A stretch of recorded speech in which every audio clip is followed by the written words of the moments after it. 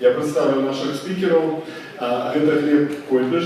И он приехал только что с Голодни, а там, вы видите, было тяжко сюда ехать, потому что там Лида вельми близко. І тут зранці, коли ми йшли сюди в Event тут вельми шмат на Костричівській було автобусів, які якраз їдуть туди на Городищину сьогодні. Так що Глеб супер з тренду сьогодні попер. І він директор веб-студії «И-Квадрат». Ось він сказав про це, я одразу зроблю помилку. Виправляюсь, «И-Квадрат». Це веб-студія, яка займається у тим ліку розпрацовками для медіапроєктів, але не тільки для медіапроєктів. І Денис Іскарцев, розпрацовщик з валізним стажем, керівник проєктів, IT-проєктів, а де-факто технічний директор CityDog Y. Він займається і техпідтримкою, і технологічним боком розвиття CityDog Y, і спецпроєктами, тим, що тичить розпрацовки CityDog Y.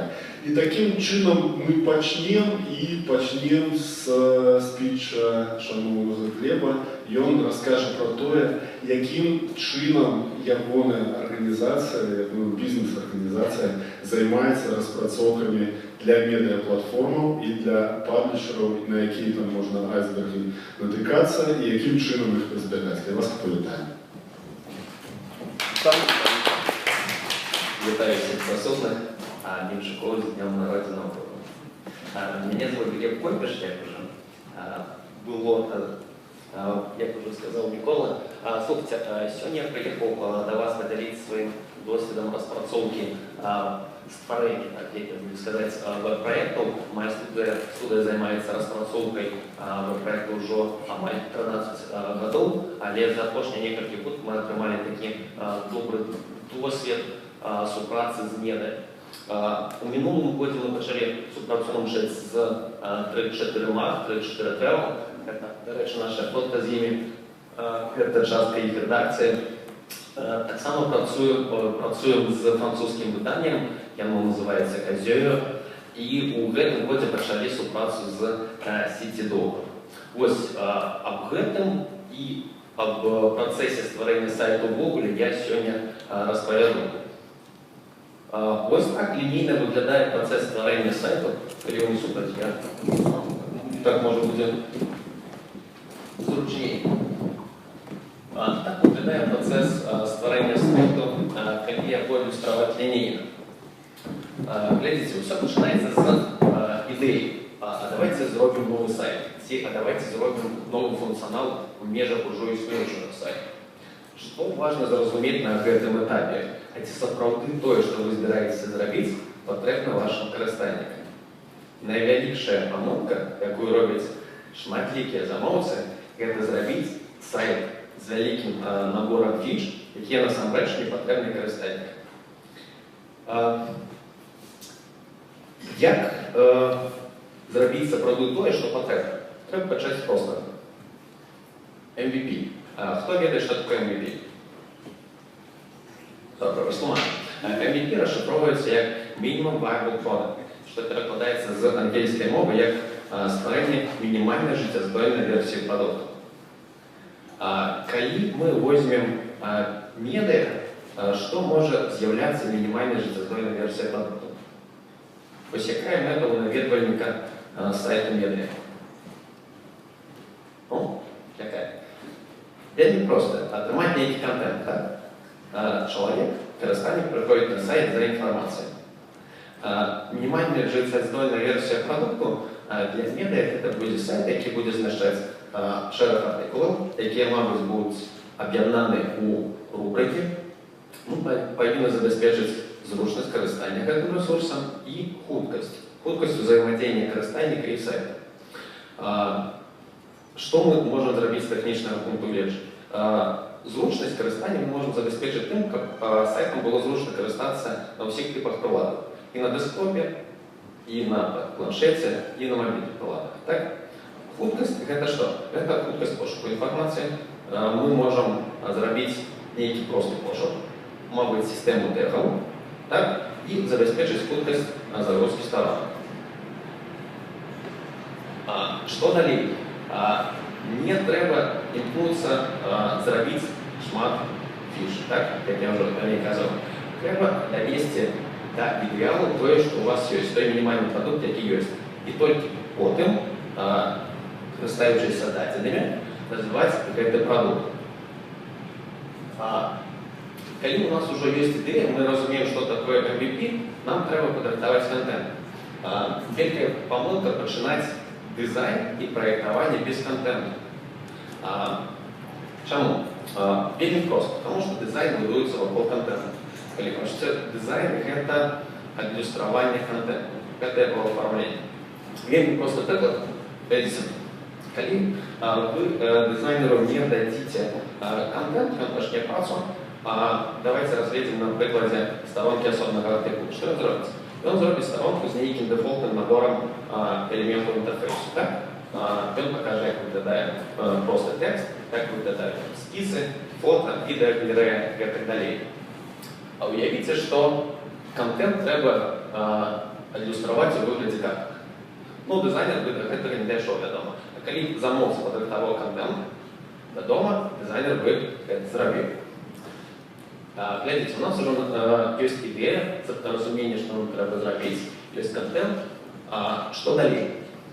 Далей нам трэба падрыхтаваць тэхнічнае заданне.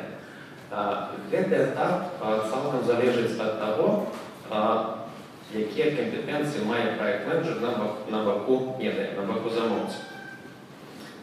Калі праект-менеджер разумее бізнесовыя працэсы, калі праект-менеджер разумее, што такое карыстальніцкі інтэрфейс, ён ведае, як яго праграмаваць, ён ведае тэхналогіі веб-праграмавання, не абавязкова ён павінен умець праграмаваць, але ведаць тэхналогіі, як іх выкарыстоўваць.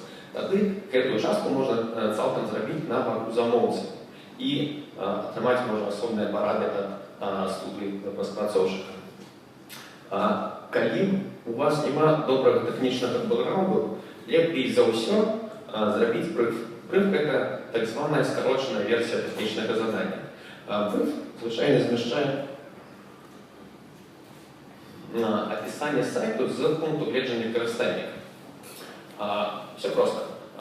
Калі вы дасылаеце нейкае заданне кампаніі, з якой вы супрацоўнічаеце, ці асобным распрацоўшчыкам, што вы робіце? Вы апісваеце сайт, як вы яго бачыце, як карыстальнік, не распрацоўшчык. Якую ён структуру мае, якія старонкі змяшчае, які функцыянал у асобных старонках. Што вельмі важна, гэта пачынаць з агульнага. Давайте разгледзім на вельмі простым прыкладзе. Два варианта. Задание номер 1 звучит. Додайте спасылки на подобные артикулы наприкінці сторонки особного артикула. Что зробить распрацоўшчык у гэтым выпадку? Ён возьме і дадасть спасылки на подобные артикулы наприкінці сторонки особного артикула. Калі вы абгрунтуеце, навошта вам гэта патрэбна, ён прапануе альтэрнатыўныя варыянты. Напрыклад, вы скажете, у нас на сайте недостатковая глубиня просмотру сторон. Так? И пропонуйте. Мы это бачим так, как додать посылки на подобные артикулы на конце сторонки артикула. Распрацоўшчык скажем, добре, але давайте яшчэ разгледзім два варианты. Напрыклад, дададзім спасылкі не ў канцы сторонки, а ў сярэдзіне. Ці давайте дададзім сістэму тэхаў. Гэта таксама можа дапамагчы.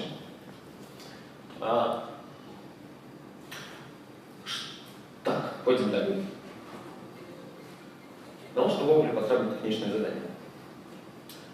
Техничное задание дозволяет команде распрацоўшчыкаў зразумець аб'ём проекту и так само адаслаць вам эстымацыю, то есть колькі гэта каштуе и колькі часу спатрэбіцца, как гэта зрабіць. Под другое, наявность технічнага задання адлюстроўвае ваше стаўленне да проекту.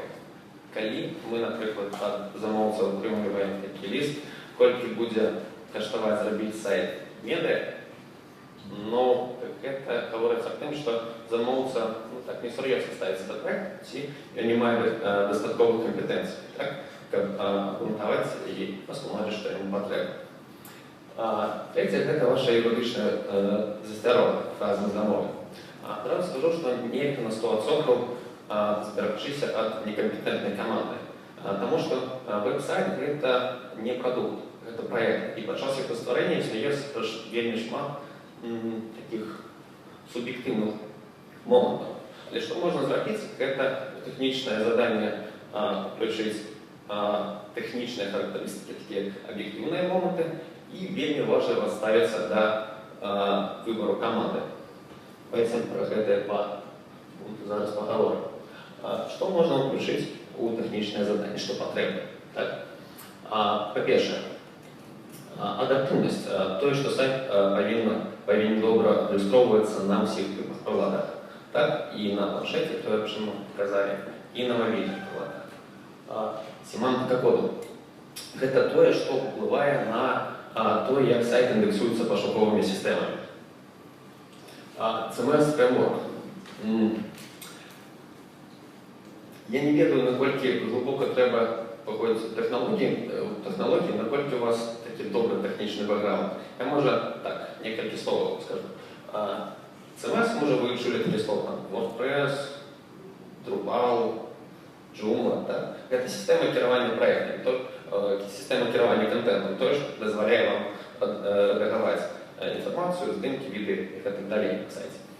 Фреймворк – це більш такий поширений термін. На это уже с фреймворку можно сделать для себе CMS, так, з певною структурою.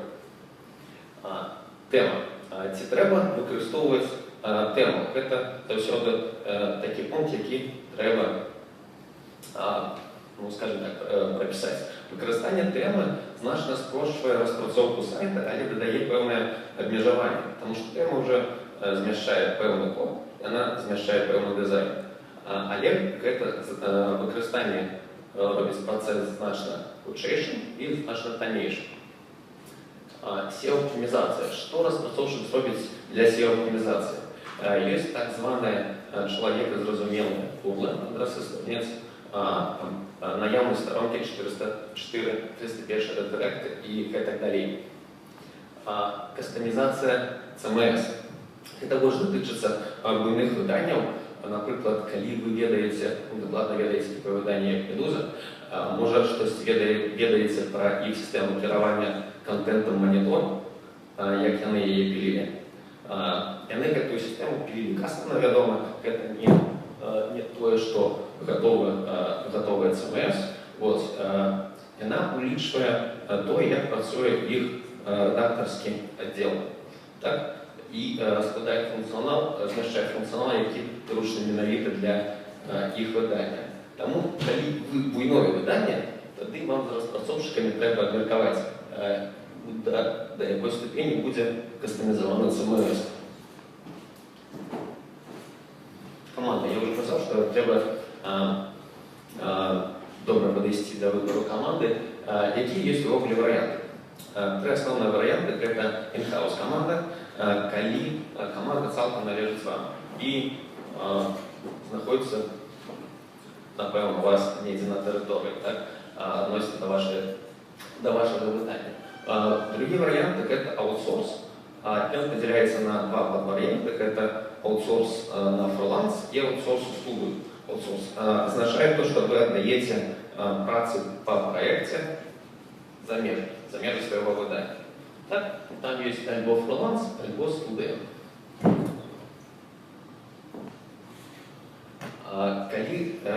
Одразу скажу, що нема ідеального варіанту.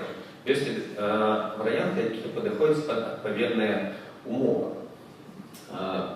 Які критерії треба вирішувати, коли ви вибираєте один з цих варіантів? Ну, давайте візьмемо класичний трьохкутник. Якость, худкость и кошт. Давайте заходить с того, что особный распрацовщик может быть якостным во всех трех вариантах. Так? Але на якость саме впливає не тільки компетенція особного розпрацовщика, а ще упорядкованість процесу розпрацовки внутрі команди і досвід команди у галині. Худкость. Худкость, по-перше, реагування. По-другому, ну, скажем так, за худкость ще відповідає відказність, да? Тому що, може, хіба що всім відомо, що з фрилансерами всюди є така бяда гару канала. Это то, что яны могут некуда зникать, так, и какая-то дедлайны. Третий критерий – это кошты. Четвертый – комфорт. Так? За комфорт что отказываем? Это процессы взаимодействия поміж проект-менеджером НЕДЭ и командой распрацовщиков и ступень удела проект-менеджеру во всем этом процессе.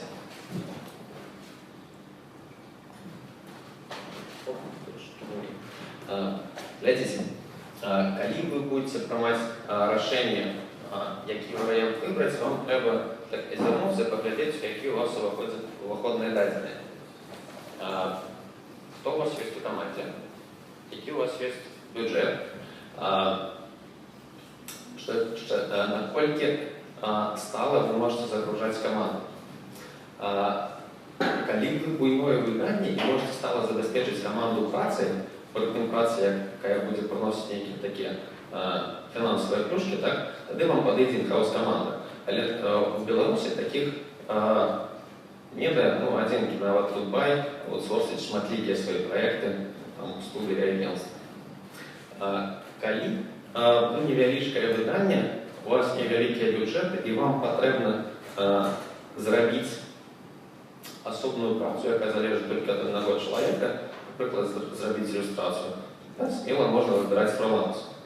Або у вас існує in-house команда, яка зміщає вже дизайнера, бекенд розпрацовщика, і вам треба зачинити одну позицію фронтенд розпрацовщика, тоді так само можна звернутися на фриланс, притягнути некого свою команду, розповісти, як відбуваються процеси розпрацовки, і будете добре працювати. Коли дозволяє бюджет, і у вас есть, скажем так, проекты, які потребують дедлайну, ну, треба звернутися у студію. З моєго пункту гледжання, ідеальний варіант, коли на боку медіа є проект-менеджер, який може виконати один з етапів, наприклад, дизайн, який у цей самий час може виконувати роль проект-менеджера і керувати всім цим процесом. І супрацовничать альбом з фрилансерами, коли не дозволяє бюджет альбом со студії.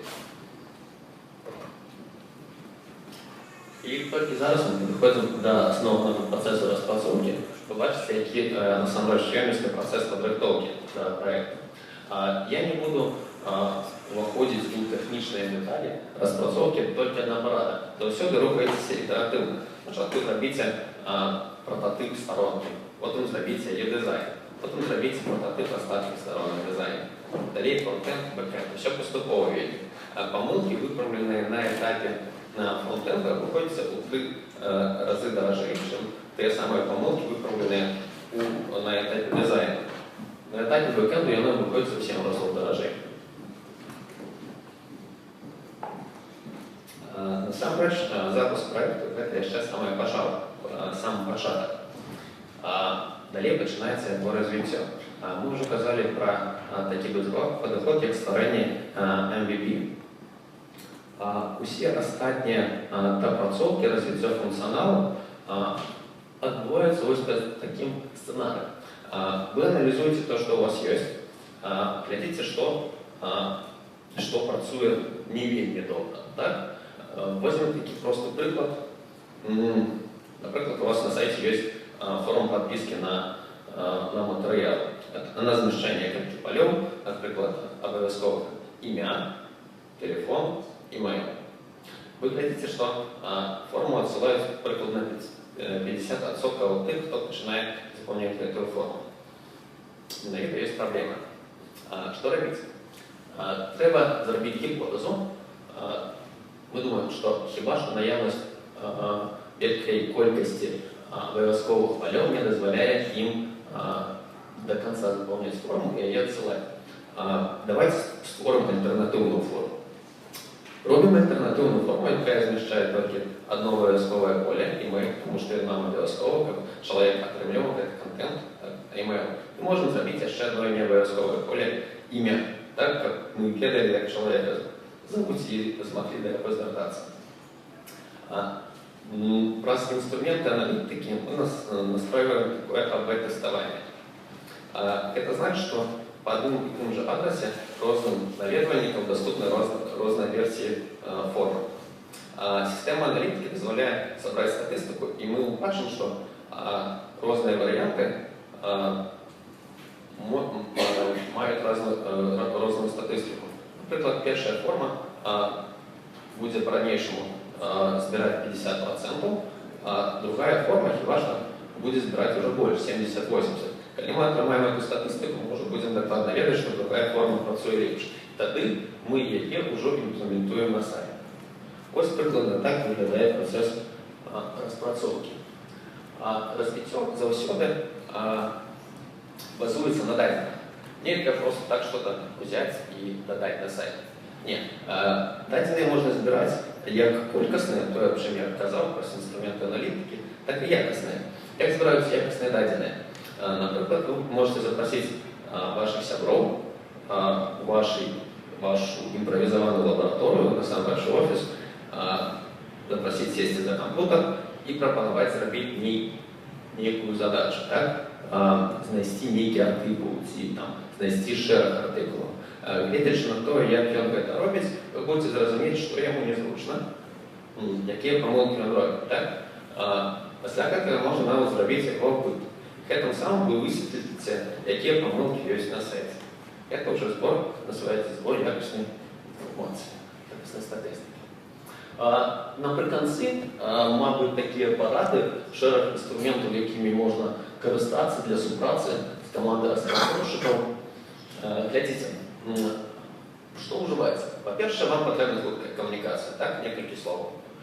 Для цього добре подивитися, ми зараз, наприклад, з Миколою, з Денисом використовуємо Slack. Вельми зручний такий інструмент. І він дозволяє створити і канали, ви канали зможете створити під особливі проекти. Вот. Можна email, коли ласка. Task Manager – це система керування проектами. Ми у своїй праці використовуємо три. Trello, Planfix, Jira. Коли ви не знайомі, можна просто зайти познайомитися, і вони мають різний функціонал.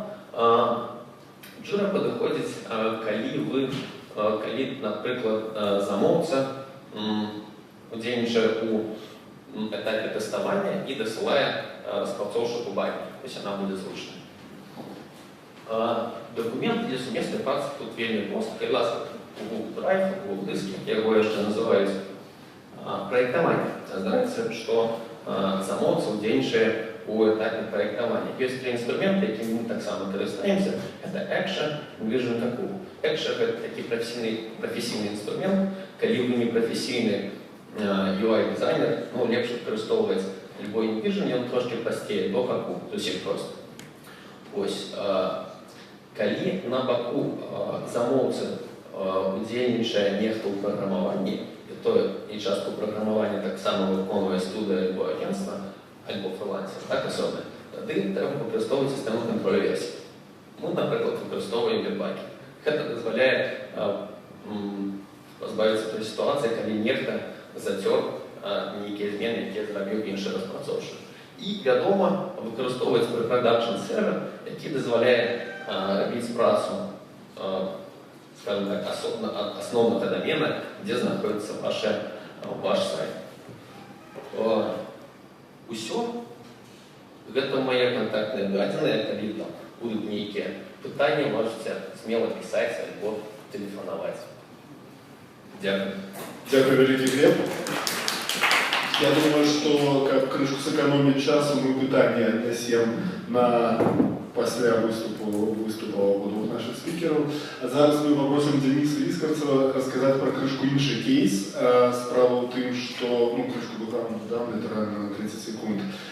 Денис пришел у команду, в якої була розповсюджена так звана розгильдяйська розпрацовка, тобто безсистемна розпрацовка з фрилансером, який на свой час просто вельми вдало збіг, не доробивши роботи, і как бы все было крышку хаотично.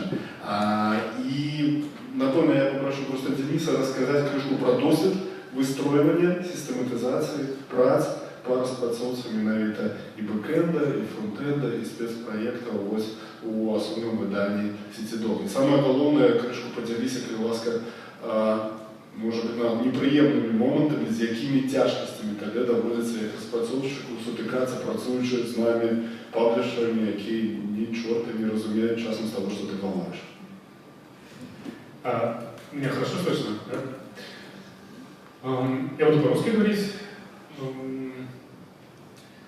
Да, мы фактически вместе работаем уже 5 лет. Если ориентироваться на ту структуру, которую представлял Глеб, у нас получается in-house разработка. То есть разработчики я. И люди, которые помогают мне, мы относимся ко всей команде CityDoc.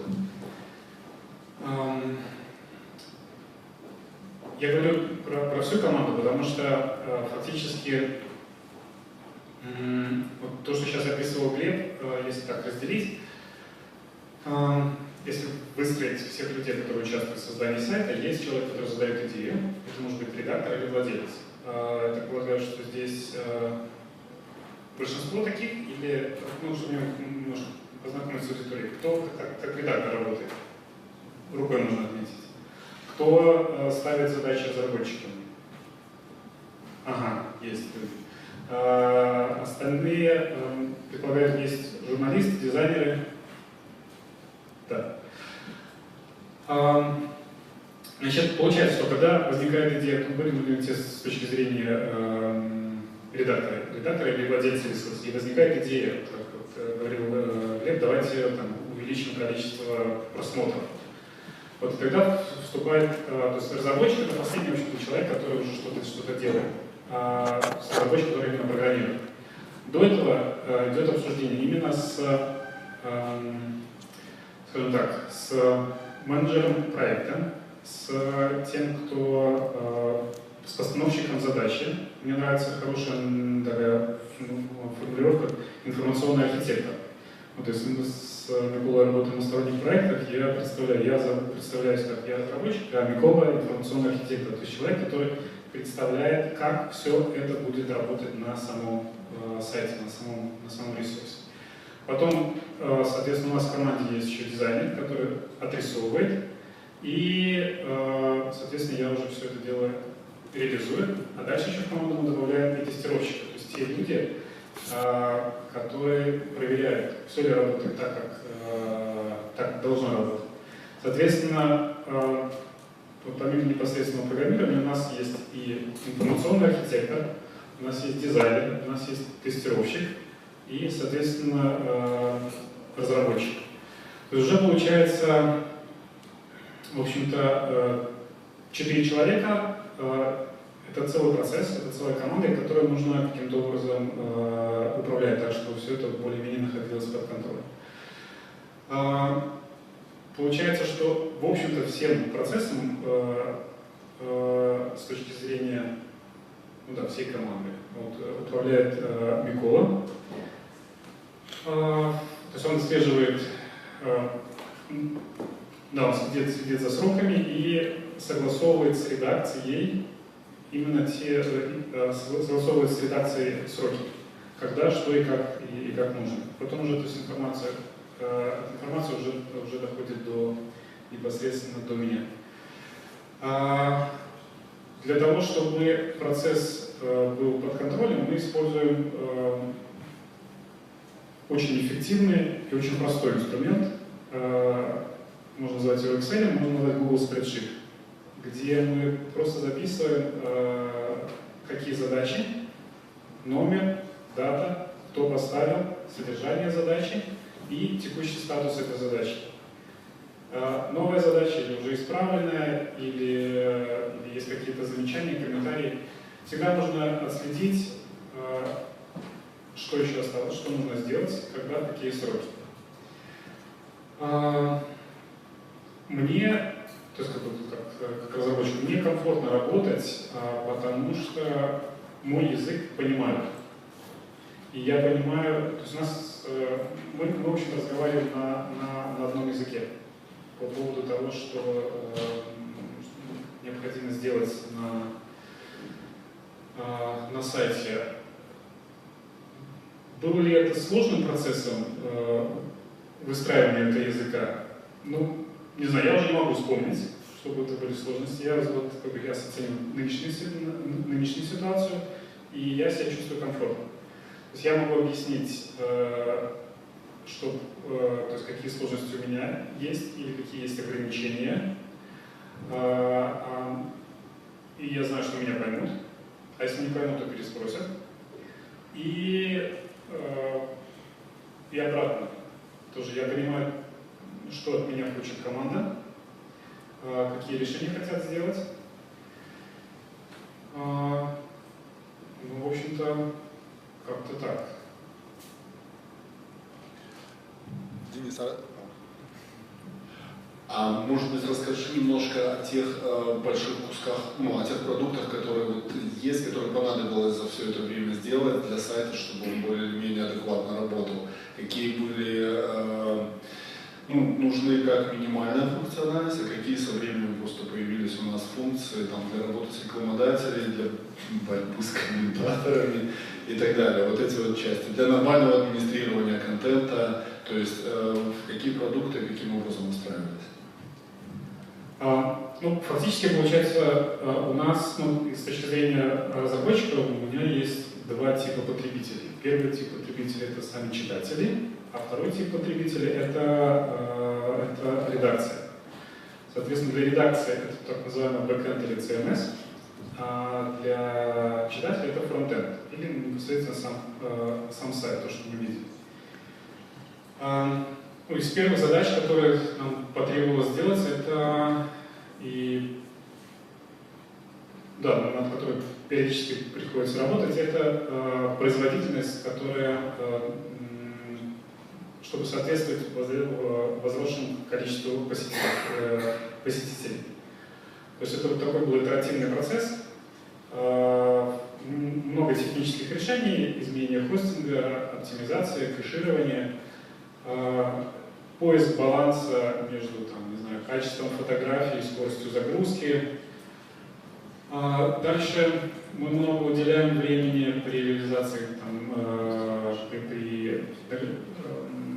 когда делаем новый дизайн, работе с мобильными устройствами, так чтобы хорошо адаптировалось. Также мы собираем всевозможную статистику о действиях пользователей на сайте. Мы используем и свою собственную статистику, и интегрируемся со статистикой Google Аналитики и Яндекс.Метрики. Также когда у нас появляются новые форматы, например, у нас так называемый хот-дог появился, или веды, афиша, под новый формат мы делаем новый дизайн, новое представление, а также новые страницы в CMS, в бэкэнде. Также, мы добавили хороший функционал по управлению брендированием. Это украшение страниц рекламными материалами. А также у нас регулярно появляются спецпроекты, где приходится делать какую-то дополнительную функциональность, которая не предусмотрена стандартными, обычными нашими средствами. Например, из последнего эффекты проявления старых фотографий по современности в проекте Минск 1067. Наверное, я так большинство вспомнил уже, да? Спасибо большое. Я думаю, что мы как раз таки переключимся к вопросам сейчас. Шановні колеги, а тепер ви поділіться тим, що у вас працює класно, і які у вас є проблеми. Скажите, які у вас есть, насамрэч, з распрацоўкай проблемы? Я ведаю, что шмат таких выданняў яны ёсць, і у некаторых, сами переживали, на ўласнай склоне, у некаторых ёсць капітальныя. Может быть, нашим экспертам, які так прыгожа распавядаюць пра то, як павінна працаваць у тэорыі і як все класна працуе, вы задасце нейкае пытанне, на якое, я думаю, вам дапамагчы знайсці адказ. Клас, які пытанні? Только, калі ласка, прадставце, каб мы ўсе ведалі. Максим Хлебец, редактор «Натальи Бай Брест». У меня вопрос по CityDog именно, потому что представили, да. Какая цена у CityDog, да, и меняетесь ли вы, отдаете ли бесплатно, продаете части, вот, которые вы допиливаете вот у себя на сайте, например, как афишу вы сказали, да, что вы это потом дописывали, вы это как-то можете реализовать на других сайтах и каким образом это можно сделать? У нас так называемая самописная, кастомизированная CMS, и мы пока не ориентируемся на то, чтобы что-то отдавать на сторону. Потому что если писать именно для того, чтобы писать, чтобы можно было продавать, или там другие сайты, это требует дополнительных усилий. Пока у нас в планах такого не было. Добрый день, Андрей меня зовут, Интерэкспресс. Меня интересует вот брендирование на мобильных устройствах. Как вы это сделали вообще? На мобильных устройствах у нас по общей практике брендирование отключается. На некоторых спецпроектах мы включаем только шапку сверху. Ничего нового не придумал. Ну, у нас получается, если брать там Minsk 1067, там получается внутри самих материалов, этих вот фотографий, где эффекты, там идет логотип спонсора рубрики. Ну, по сути, я бы просто добавить, по сути, сейчас все переходят, большинство рекламодателей уже понимают, что брендирование не только уши, не только шапка, но делать контент, там, как в Инстаграме, можно просто в любом месте. И мы постепенно переходим к тому, что брендирование может появиться где угодно. А также используем часто баннер внизу материала. Вот, и баннер делаем адаптивным. В зависимости от, там, если нужно зашить специальную ссылку, то мы ее ставим, если не нужно, то мы просто делаем там несколько вариантов картинок, которые адаптируются, показывают на разных разрешениях, на разных устройствах. Ну, все вручную это делается. Да. Хотела сказать, що питання? А тоді у мене є питання таке невелике. Поднимите, будь ласка, руку, можна рукою відказати, да? Поднимите, будь ласка, руку, у кого на веб-сайтах нема постоянної техподтримки. Ну, тобто у вас нема постоянного чоловіка, який займається вашим бекендом, там, фронтендом, який допомагає. Я бачу, як мінімум 3 руки. У мене тоді питання, може бути, ви його конкретизуєте, да? Але я задам питання таке вельми просте, яке виникає завжди до такої ситуації. Ну, глядите, я нічого зовсім не розумію, як мені, ну не то, що ставиться там тех-завдання, як мені наогул написати бренд. А яким чином, коли моє видання, умовне моє видання, складається з 2 чоловік, мой веб-сайт, я хочу, ну, есть там некий у меня ресурс, как сделать все-таки нормальный дизайн, але нема дизайнера. Я замечательный журналист с журналистским стажем. У меня есть в команде, допустим, еще один журналист, мы пишем просто контент, снимаем его, так, ну, там, фото або відео. Але не розуміємо, мало розуміємо розпрацьовуватися. З чого мені почати гіпотетичному редактору веб-сайта маленько коммуникацию на пошук распрацовщика и коммуникацию з ним. Как не прогореть?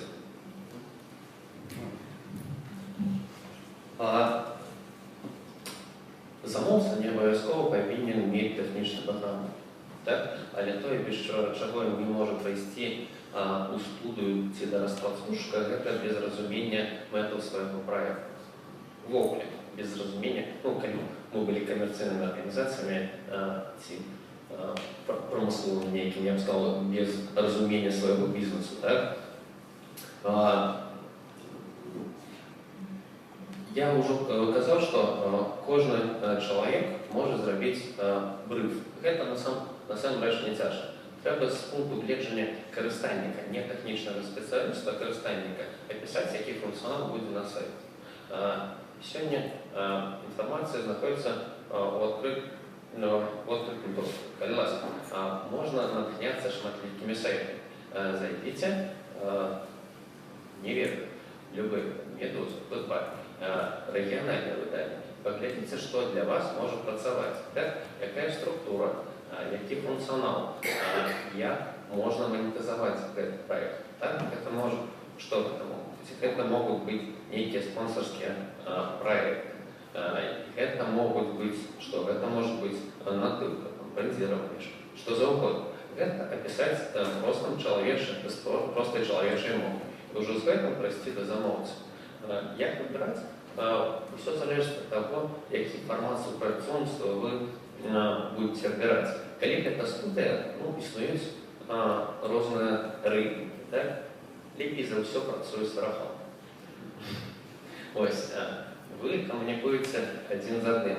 Поспитайте, хто з ким супрацовничає і які вони отримали доступ. Ці комфортно, ці некомфортно працювати, ці досягнути мети ціні. Ну, так.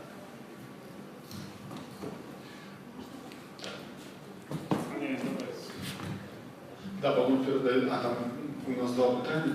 Кривовска, Денис. Простое питание. Я сейчас подумал, что в этом вопросе, наверное, ключевое слово ответа это будет доверие. То есть как мне доверять человеку, которого я не знаю, собственно? Как проверить, что он адекватный программист, разработчик?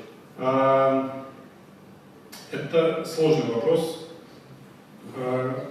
Искать, если вы сами некомпетентны, то вы не сможете это сделать. Либо искать человека, которому вы уже доверяете, и который может каким-то образом вам помочь и поддержать в этом вопросе, либо каким-то образом довериться своему чутью.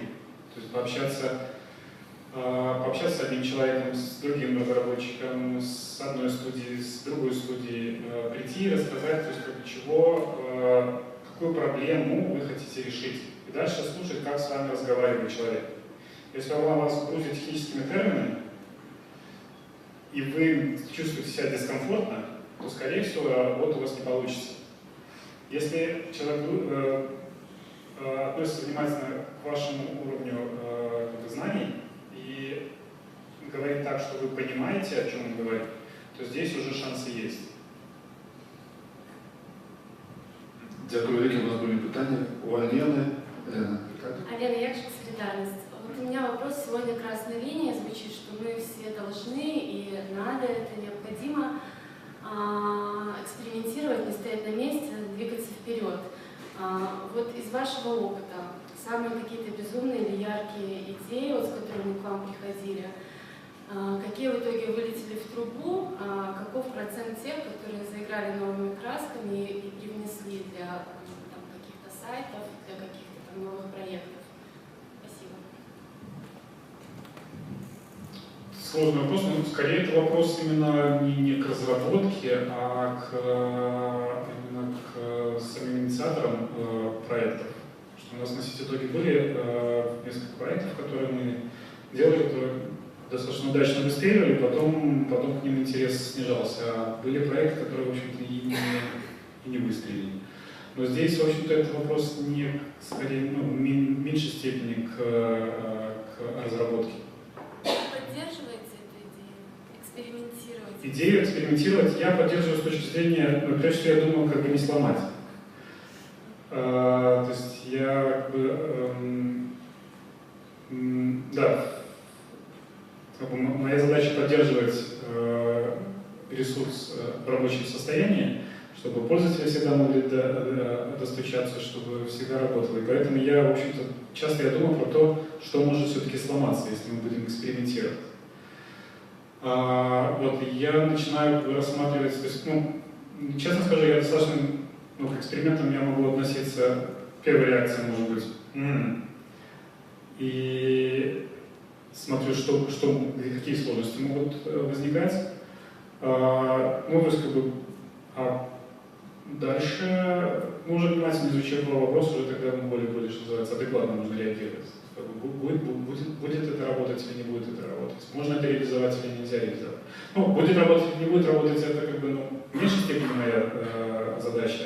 Моя скорее задача, можно это реализовать или нельзя это реализовать.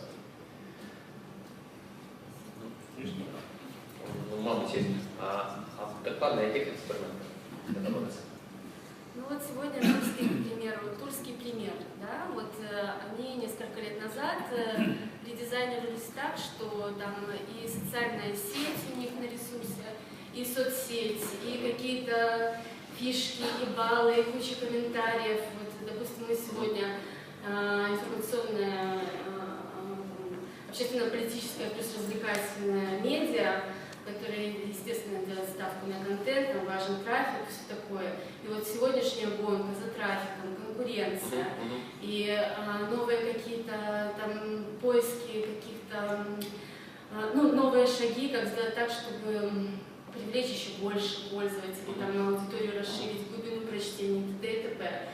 И вот, допустим, на сегодняшний день мы решим, вот, мы хотим, грубо говоря, сделать еще дополнительную соцсеть, там, супер комментарии, там, еще какие-то там супер фишки придумаем, которые, с одной стороны, мы воплотить в жизнь не можем, у нас нет таких возможностей, но очень хочется.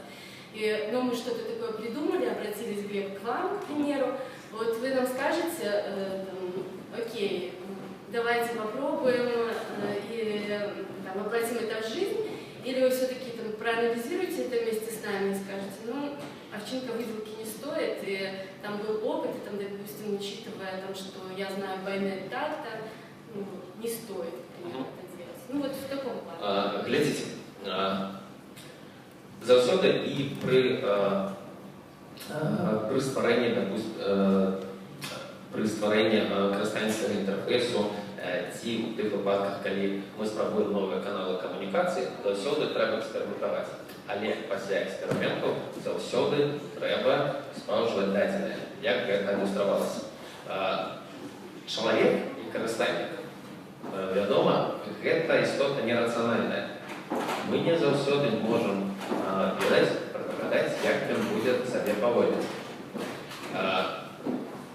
Калі гэта датычыцца інтэрфейсу, ёсць пэўныя правілы пабудовы інтэрфейсу, якія заўсёды працуюць, ці амаль што заўсёды. Так? І калі вы прыйдзеце і скажаце, давайте паэксперыментуем, а гэта будзе супярэчыць гэтым правілам, я вам скажу, слушайте, нет, так не трэба рабіць, потому што калі вы на сайт лоял дадзеце трэцюю калонку, гэты контент будзе папросту плохо ўспрымацца карыстальнікамі, так? До трэцяй калонкі ніхто не дойдзе. Такі прыклад, так? Калі вы скажете, а давайте мы зробім фото в Телеграме, дадому, давайте паспрабуем. Але калі мы паспрабуем, мы вызначым нейкі KPI, нейкія індексы, якія будуць адлюстроўваць, наколькі гэта добра працуе, і будзем збіраць дадзеныя. Неяк так працуе. То бок навука ў дапамогу, толькі лічбы і даследаванню ў дапамогу. Людмила Крыласка, у нас час літаральна на апошняе пытанне, таму... Да, у меня коротенький вопрос, Людмила Экспресс-Бай, вопрос Денису в разработке. Скажите, пожалуйста, разрабатывая проекты, участвует ли в этом процессе SEO-специалист и на какой стадии он привлекается? В начале веб-разработки или в середине, или уже когда вы сделали сайт и потом уже SEO-анализ делаете? У нас, мы как бы базируемся на собственном опыте, на собственных знаниях. То есть у нас как бы получается 3 человека, которые владеют знаниями по... То есть вы владеете? Ну да, то есть как бы основные требования, которые необходимы для того, чтобы для правильной силы, для правильной силы разметки внутри сайта мы владеем. Но, то есть по моему опыту, скорее хорошо продвигается контент. Вот, и в нашем случае основной критерий, почему у нас хорошо мы продвигаемся, это наш контент. Поэтому какие-то дополнительные штуки, которыми могут пользоваться SEO-оптимизаторы, мы пока не считаем это необходимым. Можна я додам? Не обов'язково мець у команде SEO-специалиста. Можно просто имплементовать SEO-правила у процесса распрацоўкі. Это начинается с фронт-энд программирования. тое, чым мы сёння ўжо гутарылі, гэта семантыка вёрсткі. Просты прыклад. Адзін і той же элемент на сайце можна па-рознаму звярстаць з выкарыстаннем розных тегаў. Для карыстальніка сайта ён будзе увогуле аднолькава выглядаць у адным і другім выпадку. Але для пашуковага робота будзе ўспрымацца зусім па-рознаму. У першым выпадку ён будзе добра індэксавацца, у другім не.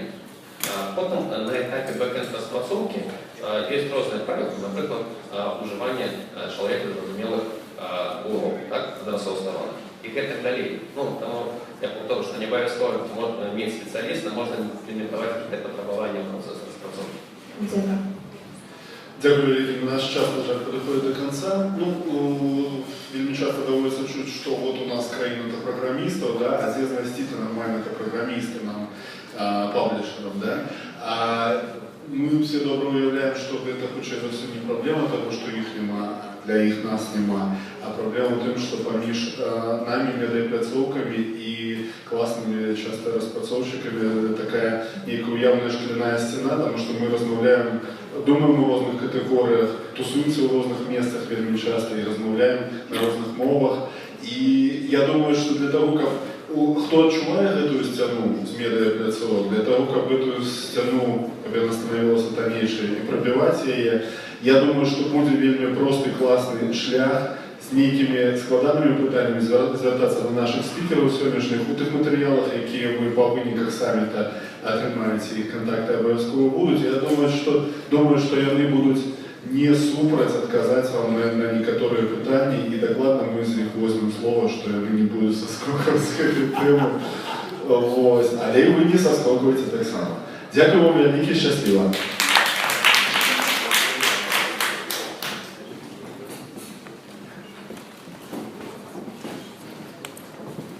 Моя.